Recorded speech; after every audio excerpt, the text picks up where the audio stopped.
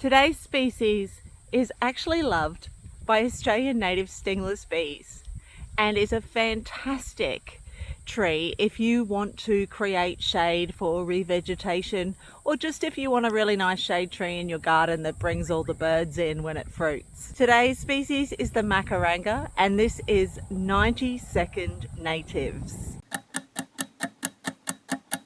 I'm going to try and tell you everything I know about this amazing tree in just 90 seconds. So, start the clock. Okay, Macaranga tenareus actually grows all over Southeast Asia and Australia. In fact, most of the information about this tree comes from the Philippines, where they use most parts of the tree in different ways. They actually make a drink out of the bark. Well, they use the bark to add flavor and color to a traditional drink that apparently is a bit like rum.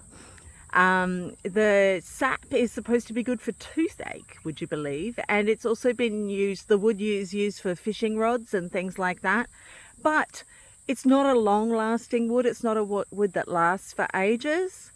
Here in Australia, you'll find it all up and down the east coast, and it grows in elevations up to 2,100 meters.